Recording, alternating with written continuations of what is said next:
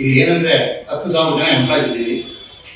ಅದರೊಳಗೆ ಈ ನಮ್ಮ ₹100 ಏನು ಒತ್ತಿಗೆ ಬರ್ತಾ ಇದೆ ಅದು, ಆಮೇಲೆ ನಾವು ಹಿಂದೆ ಎಲ್ಲ ನಾವು ಬಿಲ್ಡಿಂಗ್ ಕಟ್ಟಾಗಲಿ ಮತ್ತೆ ಇದು ಏನಾದರೂ ಕೆಲಸ ಕಾರ್ಯಗಳಿಗೆ ನಮಗೆ ಆಗಬೇಕು ಅಂದರೆ ಒಂದಿನದ್ದು ಸಂಬಳ ಮತ್ತೆ DA ನಮ್ಮಲ್ಲಿ ಪೇಸ್ಕೇಲ್ ಆಗುತ್ತೆ. ಆ ಪೇಸ್ಕೇಲಲ್ಲಿ 2% ದುಡ್ಡೆಲ್ಲ ಕೊಡ್ತಿದ್ವಿ.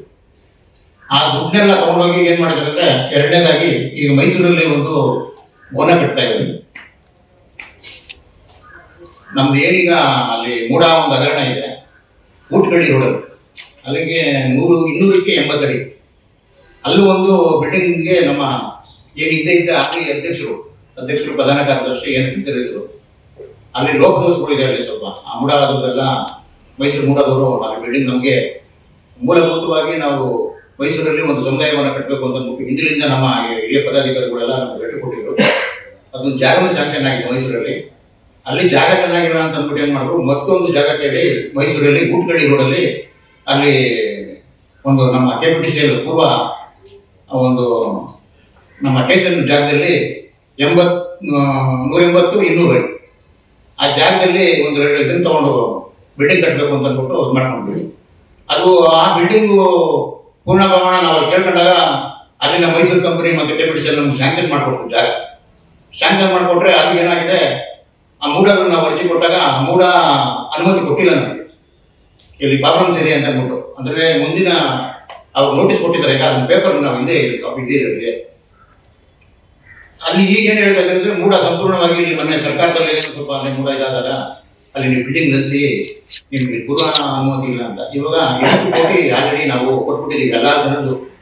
ಏನು ನಮ್ಮ ಒಂದಕ್ಕೆ ₹100 ಮತ್ತೆ ನಾನು ಹಿಂದೆ ಹೇಳ್ದಂಗೆ 2% ಎಲ್ಲ ಒಂದು 8 ಕೋಟಿ ದುಡ್ಡಿದ್ದು ನಮ್ಮಲ್ಲಿ ತಗೊಂಡೋಗಿ ಅದನ್ನ ಹಾಕಿ ಹಿಂದಿನ ಪದಾಧಿಕಾರಿಗಳು.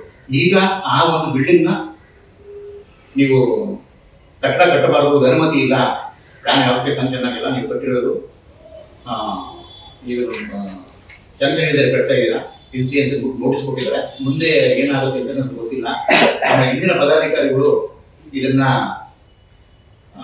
ಮೂಡ ಒಂದು ಏನು ಪ್ರಮೋಷನ್ ತಗೊಂಡೇನೆ, ಬಿಲ್ಡಿಂಗ್ ಪ್ಲಾನ್ ಇಲ್ಲ ಮತ್ತೆ ಇದನ್ನ ತಗೊಂಡೇನೆ ಆ ಖಾತರವಾಗಿ ಏನು ಒಂದು ಕಮಿಷನ್ ಆಸೆಗೋ ಮತ್ತೊಂದಕ್ಕೂ ಗೊತ್ತಿಲ್ಲ, ಅದನ್ನ ಕಟ್ಟಿಬಿಟ್ಟು ಈಗ ಮೂಡ ನೋಟಿಸ್ ಕೊಟ್ಟಿದೆ. ಏನನ್ನ ಆಯ್ತು ಅಂತಂದ್ರೆ, ಬಿಲ್ಡಿಂಗ್ ಏನು ಡೊಮಿನೇಷನ್ ಬಂದಂದ್ರೆ ಹಿಂದಿನ ಪದಾಧಿಕಾರಿಗಳ ಇದನ್ನ ಪೂರ್ಣ ಹೊರೆ ಕೊಡ್ತಾರೆ. ಮತ್ತೆ ಇದದ್ದು ನಾವು ಸರ್ಕಾರಕ್ಕೂ ಸಹ ಲೆಟರ್ ಕೊಟ್ಟಿದ್ದೀವಿ. ಏನಪ್ಪಾ ಅಂತಂದ್ರೆ, ಮತ್ತೆ ನಮ್ಮಲ್ಲಿ ಸಂಘದಲ್ಲಿ ಈಗ ಜೊತೆಗೆ ಇವರು ಇಷ್ಟೆಲ್ಲ ವ್ಯವಹಾರ ಮಾಡ್ತಿದ್ರು, ಸಂಘದ ಪದಾಧಿಕಾರಿಗಳು ಬ್ಯಾಂಕಲ್ಲಿ ಅಲ್ಲಿ ನಮ್ಮ ಅಲ್ಲಿ ರಾಮನಾಯ್ಡು ಅಂತ ಇದ್ದಾರೆ ಬ್ಯಾಂಕಲ್ಲಿ, ಆ ಬ್ಯಾಂಕ್ ಮ್ಯಾನೇಜರ್ಗೂ ನಾವು ಸ್ವಯಂ ವಸತಿ ಲೆಟರ್ ಕೊಟ್ವಿ. ಸ್ವಾಮಿ ಪದಾಧಿಕಾರಿಗಳು ಯಾರು ಇಲ್ಲ, ದಯಮಾಡಿ ನೀವು ಸ್ವಲ್ಪ ಸಹಕಾರ ಕೊಡಿ. ಯಾಕಂದ್ರೆ ಸಂಘದ ದುಡ್ಡು ಸುಮಾರು ಜನದ್ದು ₹100 ಬರುತ್ತೆ. ಆ ದುಡ್ಡಲ್ಲಿ ನಮ್ಮ ಮುಂದಿನ ಯೋಜನೆಗಳನ್ನು ಸಹಕಾರಕ್ಕೆ ನಾವು ಅದನ್ನು ಉಪಯೋಗಿಸಬೇಕು. ದುಂಡ ವೆಚ್ಚಗಳು ಮಾಡ್ತಾ ಇದ್ರೆ ಅದನ್ನ ದುಡ್ಡನ್ನ ಡ್ರಾ ಮಾಡಬೇಡಿ ಅಂತ ನಾವು ಎಷ್ಟೋ ಇದು ಮಾಡ್ಕೊಂಡಿರ್ತೀವಿ. ಅದು ಲೆಕ್ಕಿಸ್ತಾ ಇದೆ. ಕೋರ್ಟಲ್ ಕೇಸ್ ಇದ್ರು ಅವ್ರಿಗೆ ಮನ ಬಂದಂಗೆ ಆ ದುಡ್ಡುಗಳನ್ನ ಡ್ರಾ ಮಾಡ್ಕೊಂಡಿದ್ದಾರೆ.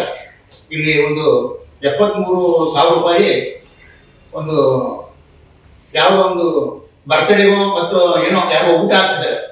ಅದಕ್ಕೆ ನಾವು ಈಗ ಅಕ್ಟೋಬರ್ ಯಾವ ಫಂಕ್ಷನ್ ಇಲ್ಲ, ಅದು 70